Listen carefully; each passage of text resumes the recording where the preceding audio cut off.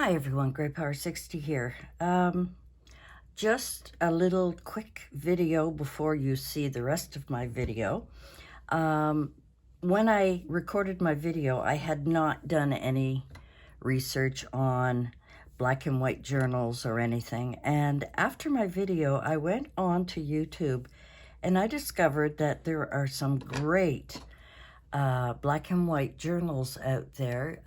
Kerr did one about 2 years ago, I think, and a lot of them were 3 and 4 years ago, which would have been either just before the pandemic or during the pandemic or whatever, when I wasn't doing a lot of videos and was really not into journaling too much, or art journals or whatever you want to call them.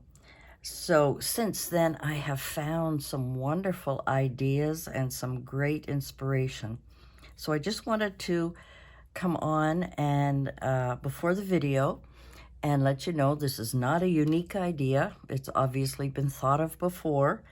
Of course, I mean, I would never think that I can come up with an idea that no one else has. Obviously, people have done this before, but I wasn't aware of it. And now I am, and I have flipped through some of the videos and found some absolutely wonderful inspiration for decorating, for inclusiveness in my journal. And this journal is going to be an ongoing process, so I won't be working on it constantly. I do have other projects that I'm working on. So I just wanted to say that I discovered many wonderful YouTubers a few years back who did black and white journals. Now let's get back to the video. This is how I tie it around. So this is my little black and white journal.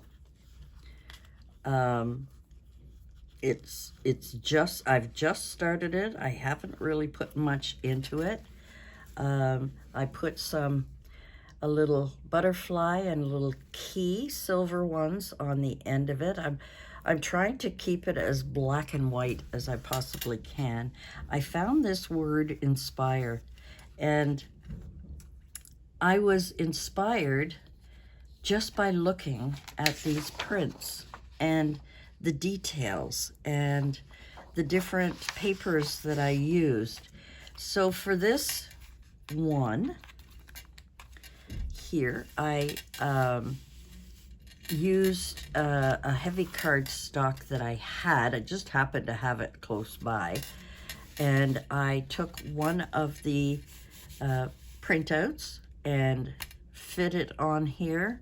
And then I decided to reinforce the spine with this black lace, and that's the back of it here. It is so pretty. I mean, and it looks like a book, and I wish I could remember who had designed this, and I apologize, but I do have a list of those that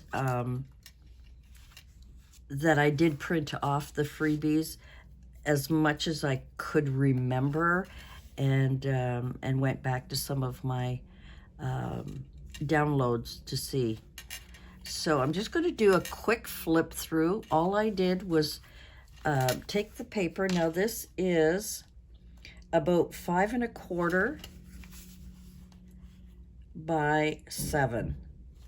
So it's 5 1/4 by 7. So I cut all of the, if I find another full page here, well, that's not going to be a full page. Here we go. So yes, I cut off all the white. Then I had to decide how I was going to reduce it in order for it to fit in my journal. And the pages, I think, if I'm not mistaken, they are about 6. They're supposed to be 7 because it's 7 down here, but I think I made them just a touch smaller. They could be exactly 7. And then the width is 10 because I wanted it to be 5. Now I did have to do a little bit of trimming. Sorry that my dangles keep making noise. I did use just a very simple, because it was difficult going through the lace here, but I did it. Very simply, I did it. This rope here actually is the rope that I use, and I don't know if you can see that properly, is in 3 strands. So I just ripped them all apart, took one strand so I could have a nice sturdy string in there. I went down the middle, up one side, down the other side, and back through the middle to create my little knot here and put the dangles on. Now, my pages are, some are back to back, some of them are not. Like, I don't have double-sided, and this is all light paper, which means that I can take another page and glue them together so it would strengthen it. But for now, just building this part of it, some pages are the same, so this is just folded in the middle so I have white space, and then the next one I would fold so I'd have double-sided pages where I probably could glue these 2 together. And I think there's 7 pages in here, if I'm not mistaken. 7 full pages that you fold in half. So again, I did the same thing so that if I wanted to glue them together to make them a little more forceful, strength, I could. So I did that again here. I did that again here so that the 2 sides could be together. I did the same here, and then we're left with that single 1 page, that, because it's 7 pages, because I have the 1. Now, if you've seen my video about my tags, I also loved doing my, let me grab one here.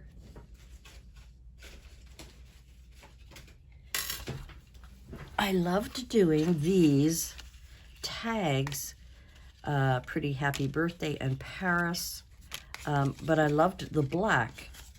So what I decided to do was make a tag that would end up being a pocket, so that this is a pocket at the top, and this is a little pocket that I did a fussy cut out.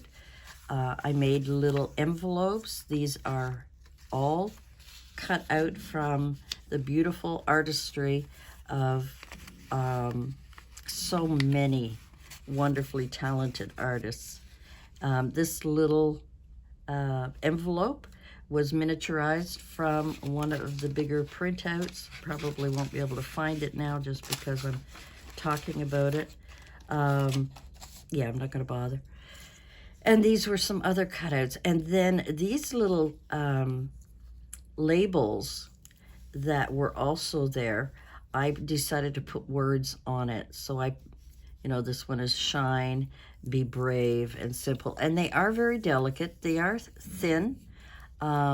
This is supposed to be a tab that you could put on a page.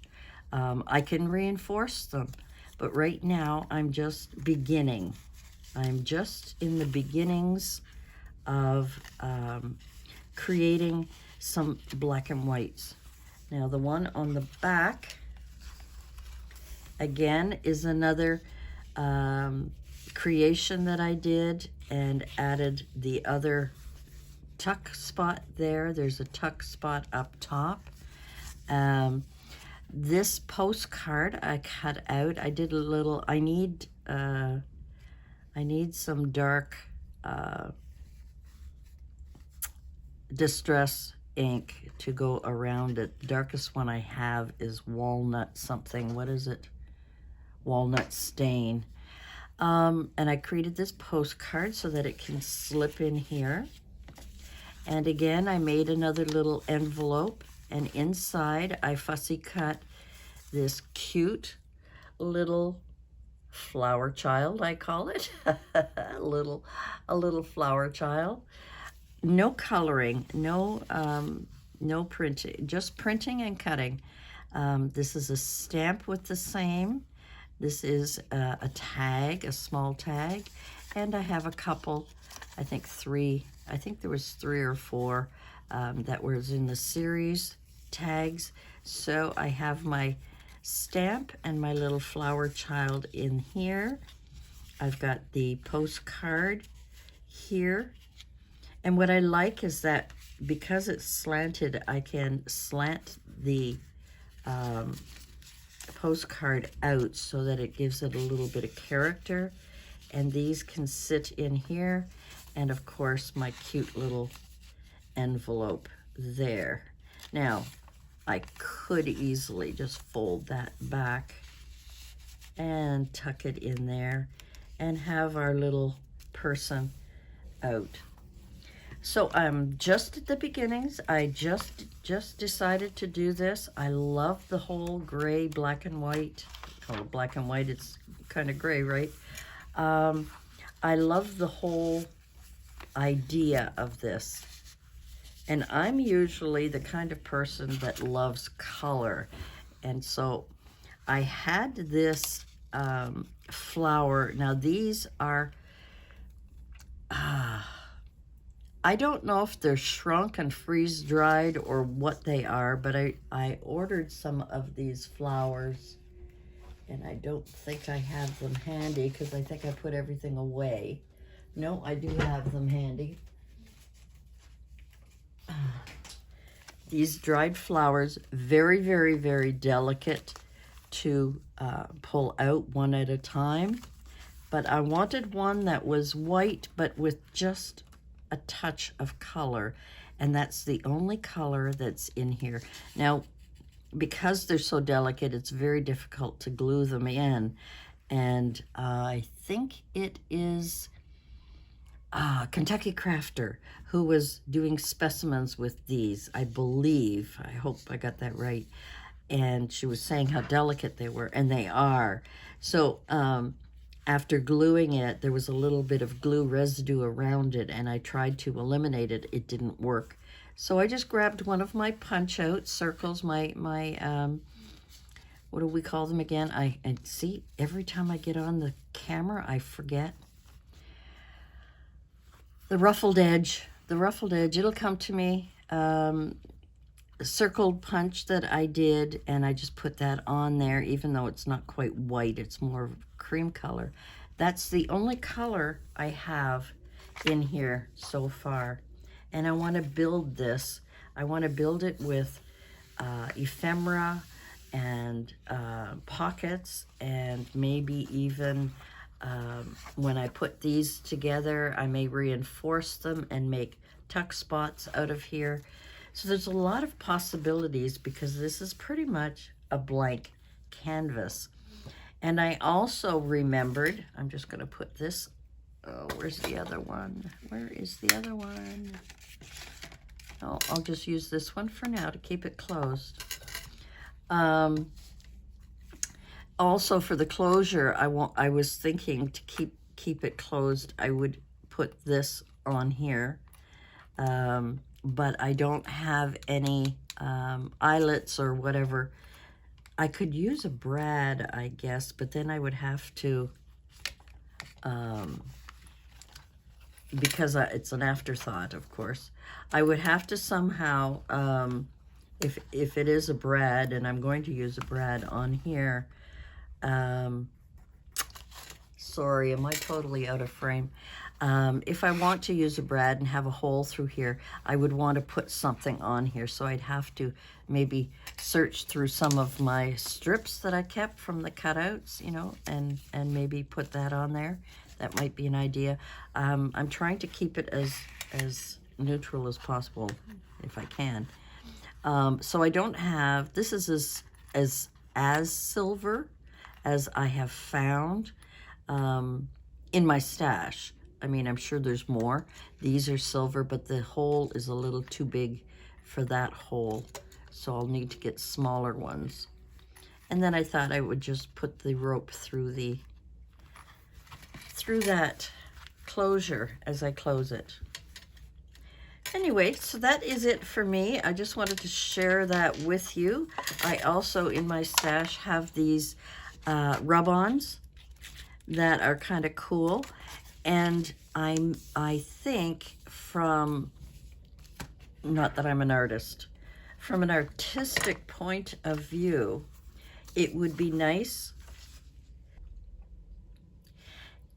I think it would be nice to occasionally shock your senses with a little color, a little something colorful on the page to just add a little spark of interest.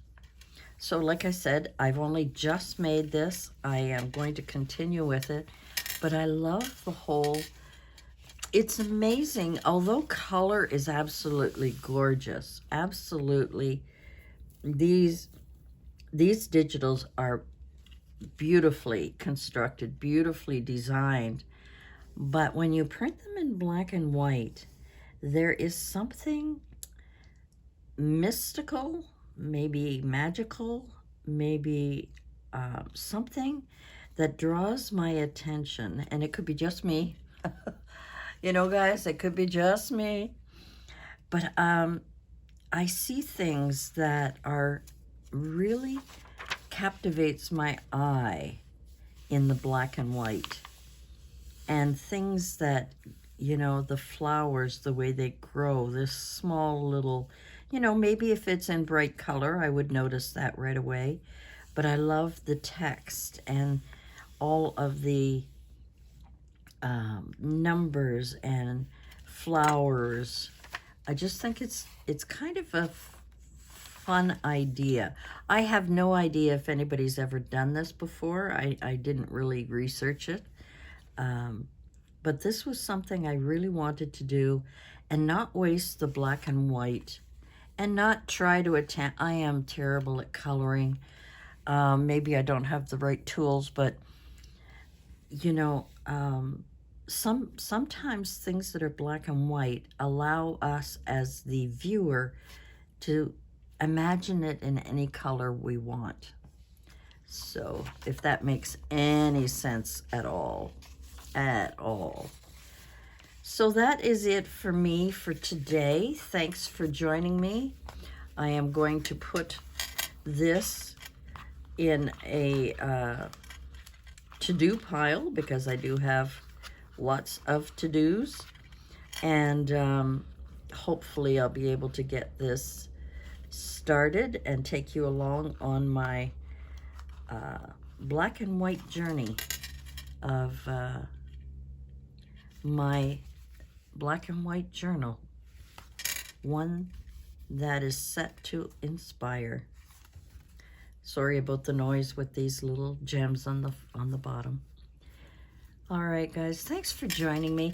Let me know in the comments what you think. I mean, it's totally out of character. It's not shabby chic. It's not grunge. It's not steampunk, whatever some of the other terms. It's not vintage, but it is all of those things combined. So yeah, let me know what you think. I've got a lot of plans for the pages, and like I say, I do hope to reinforce them so that they're not just flimsy, but on the other hand, I do want them to look beautiful in my journal. And that's it for me for today. Thank you so much for joining me. If you like my videos, please give it a thumbs up. I really, really appreciate it. If you're new to my channel, I'd love for you to subscribe. And you never know what I'm going to come up with in my videos. So thanks for joining me. See you soon. Bye for now.